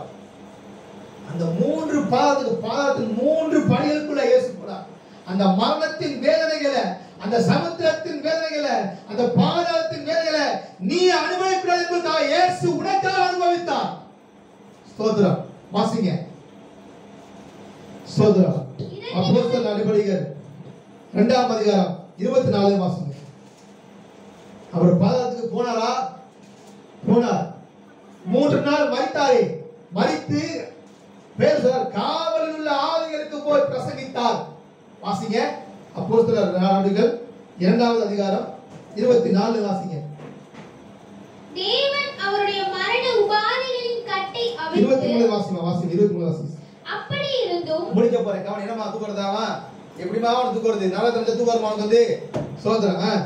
அப்படி இருந்தும் தேவன் நிர்ணயித்திருந்த ஆலோசனையின்படியேயும் அவருடைய முன் அறிவின்படியேயும் ஒப்புக்கொடுக்கப்பட்ட அந்த இயேசுவை நீங்கள் பிடித்து அக்கிரமக்காரருடைய கைகளினாலே சிலுவையில் ஆணியடித்து கொலை செய்து. இப்ப ஆண்டவராய் இயேசு கிறிஸ்துவை சிலுவை மரத்துல அடிச்சு ஆணி அடிச்சு கொலை செஞ்சிட்டாங்க. கொலை செஞ்ச உடனே அவருடைய ஆவி அவரை விட்டு பிரிஞ்சு போச்சு. நல்லா கவனிங்க. உயிரோடு இருக்கிற வரைக்கும் தான் அவர் மிஸ்டர், திருமதி, திரு, சேவாலியார் இப்படி சொல்லுவாங்க. செத்ததுக்கு அப்புறம் சொல்ல தெரியுமா? பாடின்னு சொல்லுவாங்க. பாடி வச்சா அப்படின்னு கேட்பாங்க.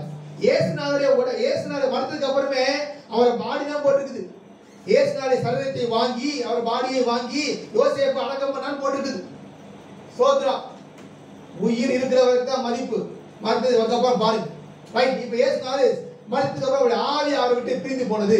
சரீரம் மண்ணுல போட்டு அடக்கம் பண்ணியாச்சு. இப்ப என்ன நடக்குது? வாசிங்க. தேவன் அவருடைய மரண உபாதைகளின் கட்டை அவிழ்த்து அவரை எழுப்பினார். அவர் மரணத்தினால் கட்டப்பட்டிருக்க கூடாதிருந்தது. ஸ்தோத்திரம். இப்ப பாருங்க. அந்த மரணத்தின் அந்த பாதாளத்தின் வல்லமைக்குள்ள ஆண்டவர் போயிட்டார். பாதாளத்துக்குள்ள ஆண்டவர் போயிட்டார். ஆண்டவருடைய ஆவி போகுது. அந்த மரணத்தின் கட்டுகளுக்குள்ள ஆண்டவர் சென்று விட்டார். ஆண்டவருடைய ஆவி அங்க உள்ள போயிடுச்சு. காவலுள்ள ஆவிகளுக்கு அவர் பிரசங்கித்தார் என்று பேதுரு பத்தி சொல்லியிருக்கிறார். சோதரம். இப்ப அந்த 3 பாதத்தை ஆண்டவர் போயிட்டாரியா? அந்த வேதனை மத்தி இருந்த இடத்துல, அந்த நாற்றை இருந்த இடத்துல, இந்த குருதா கவையில போயிட்டு வாங்க, மூக்கு அறுத்து போட்டு தான் வந்துருவீங்க. சோதரம். ஸ்தோத்திரம். அங்க எவ்வளவு நாற்றம் இருக்கும் அந்த இடத்துக்குள்ள இயேசு கிறிஸ்து போனாரியா? யாருக்காக? ஸ்தோத்திரம். எபிரேயர் நிருபம் 2ஆவது அதிகாரம் 14-15. 2:14 சீக்கிரம். ஆதலால் பிள்ளைகள் மாம்சத்தையும் இரத்தத்தையும் பிள்ளைகள் யாரு? நீங்கள் நடந்தா நம்ம எப்படி மாம்சத்துல இருந்தோமோ அதே போல இயேசு கிறிஸ்து இந்த சரீரத்துல வந்தாங்க. அவரும் அவர்களைப் போல மாம்சத்தையும் இரத்தத்தையும் உடையவரானார். மரணத்துக்கு அதிகாரியாகிய பிசாசானவனை கிளைமாக்ஸ் சொல்ல போறேன். மரணத்துக்கு அதிகாரியான பிசாசானவனை தமது மரணத்தினாலே அழிக்கும்படிக்கும் ஜீவ காலமெல்லாம் மரண பயத்தினாலே அடிமைத்தனத்தில் உள்ளானவர்கள் யாவரையும் விடுதலை பண்ணும்படிக்கும் அப்படி ஆனார். பாருங்க. இந்த பாதாளத்தின் வல்லமைகள் அவர் சாத்தான் வந்து ஜெயிச்சிட்டா நினைச்சிட்டான். இந்த இயேசு கிறிஸ்து பாருங்க பாதாளத்துக்கு போன அந்த மரணத்தின் உபாயத்தின் கட்டுகள் எல்லாவற்றையும் உடைத்தெறிந்து விட்டு என் ஆண்டவராய் இயேசு கிறிஸ்து மரணத்துக்கு அதிகான சாத்தானை தம்முடைய மரணத்தால் ஜெயித்து மரண பயத்தினால் அடியப்படுத்த உங்களை என்னை விடுவிக்கும்படியாக அந்த பாதாளத்தின் வல்லமைக்கும் அந்த மரணத்தின் வல்லமைக்கும் கர்த்தர் நம்மை தப்புவிக்கும்படியாக 3ஆம் நாள் உயிரோடு இருந்த. அல்லேலூயா. மரணமே உன் கூறு எங்கே? பாதாளமே உன் ஜெயம் எங்கே என்று ஆண்டவர் வெற்றி விளக்கத்தோடு கூட அந்த மரணத்தின் உபாயத்தின் கட்டுகளை அவிழ்த்தெறிந்து வெற்றி சிறந்தார். அல்லேலூயா. அந்த பாதாளத்துக்கு ஒண்ணே போல விடக்கூடாது. ஆண்டவர் மரணத்துக்கு அதிகான சாத்தானை தம்முடைய மரணத்தாலே ஜெயித்தார். அல்லேலூயா. அல்லேலூயா. அதனால மரண பயத்தை குறித்து பாதாளத்தை குறித்து ஒரு பயம் நமக்கு இருக்குமேனால் அந்த பயத்திலிருந்து கர்த்தர் விடுதலை பண்ண முடியாத இயேசு கிறிஸ்து அந்த மரணத்துக்கு உள்ளாகி மரணத்துக்கு அதிகான சாத்தானை ஜெயித்து உயிர்த்தெழுந்தார். அல்லேலூயா. எப்படி இந்த இயேசு கிறிஸ்துவானவர் மரணமே உன் கூரெங்கே பாதாளமே உன் ஜெயமெங்கே என்று சொல்லி மரணத்தை பாதாளத்தை ஜெயித்து இருந்தாரோ, அதே போல அவரை விசுவாசிக்கிற ஒவ்வொருவரும் அந்த மரணத்தை பார்த்து மரணமே உன் கூரெங்கே பாதாளமே உன் ஜெயமெங்கே என்று வெற்றி முழக்கத்தோடு கூட நாமளும் இந்த மரணத்தையும் பாதாளத்தையும் ஜெயித்து கிறிஸ்து வருகையில பிரவேசிப்போம். அல்லேலூயா. இயேசு மரணத்தை ஜெயித்தார், ஸ்தோத்திரம். பாதாளத்தை ஜெயித்தார், அதே போல சபையும் ஜெயிக்கும். பாதாளத்துக்கு போகக்கூடாது ஐயா, இயேசு கிறிஸ்து உனக்காக மரித்தார். யாராவது செஞ்சுக்காங்க அப்படி? இந்த தெய்வ அவதாரமா சொல்ல முடியுமா? வேணா உன்னை பலியா வாங்கும், நரபலி கேட்கும். நீங்க குழந்தை நரபலி கொடுத்துருக்காங்க, இதே இந்தியா நடந்துட்டு இருக்குது. ஸ்தோத்திரம். ஆனா இயேசு கிறிஸ்து தன்னையே பலியா கொடுத்தாரியா. இந்த தெய்வத்துடைய அன்புக்கு இல்லையா யார் இருக்கா? ஸ்தோத்திரம். உயிரோடு இந்த வார்த்தையை விசுவாசிக்கிறவர்களுக்கு ரட்சிப்பு உண்டாகும். ஸ்தோத்திரம். ஆண்டவர் இயேசு சொல்ற வார்த்தையை கேட்டு விசுவாசிக்கிறவர் மரித்தாலும் பிழைப்பார். ஸ்தோத்திரம். இங்க பரலோகத்துல எப்படி மன்னிக்கல, இப்ப பாதாளத்துல எப்படி 3 பிரிவுகளோ அதே போல பரலோகத்துல 3 பிரிவுகள். புதிய வானம், புதிய பூமி, புதிய எருசலேம். அங்கே போய் அவரோடு கூட நித்தியமாக சந்தோஷமாக, இங்க எப்படி வேதனை அனுபவிச்சு அது அப்படியே ஆப்போசிட். அங்கே மகிழ்ச்சி, சந்தோஷம், நித்திய மகிழ்ச்சி அவர்கள் தலையின் மேல் இருக்கும். சஞ்சல தவிப்பு ஓடி போகும். ஸ்தோத்திரம். அல்லேலூயா. முடிவு பண்ணிக்கங்க. அந்த ஆபிரகாம் மடிய பரதேசத்துக்கு போகிறீங்களா இல்ல பாதாளத்துக்கு செல்ல போறீங்களா? ஸ்தோத்திரம். அதனால நம்ம வாசித்த இந்த ஒரு லிஸ்ட் வாசி யாரெல்லாம் பாதாளத்துக்கு போவாங்க வாசிச்சோம். இந்த லிஸ்ட்ல நம்ம சுபாவம் நமக்கு இல்லாம இருக்கும்போது நம்ம கர்த்தர் நம்மளை நடத்துவார். இந்த வேலை ஒருவேளை இந்த நாள்ல இன்றைய உங்க ரட்சணை நாள், இந்த நாள்ல உங்க பாவங்களை அறிக்கையிட்டு இயேசுவை சொந்த ரட்சகரா ஏற்றுக்கொண்டு இயேசு சொல்ற உபதேசப்படி வாழ்ந்தீர்களானால் மரணம் உங்களுக்கு பயத்தை உண்டாக்காது. வசனம் சொல்லுது, பரிசுத்தவான்களுடைய மரணம் அவருடைய பார்வைக்கு அருமையா இருக்கிறது. அல்லேலூயா. மரண பயம் நமக்கு இருக்கவே இருக்காது. அதனாலதான் கிறிஸ்தவர்கள் எல்லாம் உசிர பணம் வச்சு ஊழியம் பண்றாங்க. கிறிஸ்தவர்கள் எல்லாம் மன்னிக்கிறோம் பண்றாங்க, உயிர் பயம் வச்சு. எவ்வளவு எதிர்ப்பு மத்தியில இருந்தாலும் சரி, இயேசுவை சொல்லாமல் இருக்க மாட்டாங்க. எவ்வளவு அடிச்சாலும் சரி, சிங்கத்தின் கேவில போட்டாலும் சரி, அக்னியில போட்டாலும் சரி. ஏன்? மரண பயத்தை ஜெயித்தனாலதான். மரண பயம் நமக்கு இருக்கக்கூடாது. சபைக்கு மரண பயம். ஏன்னா மரணத்தை ஜெயித்து அப்படியே பறந்து போற கூட்டம் தான் சபை. அல்லேலூயா. கொஞ்ச காலத்துல சீக்கிரமாக சபை பறந்து போற காலம் போகுது. இமை பொழுதுல, ஒரு சன பொழுதுல சபை மறுரூபமாக்கப்படும். அப்பதான் மரணமே ஒரு கூரைக்கு பாதாளமே ஒரு ஜெயம் என்று வெற்றி முழக்கத்தோடு கூட நாம் மத்தியாக இயேசுவை சந்திக்க ஆயத்தமாகவும் கர்த்தர் நம்மை ஆசீர்வதிப்பாராக. சோதனை அப்படியே ஜெபம் பண்ணுவோம். சோதனை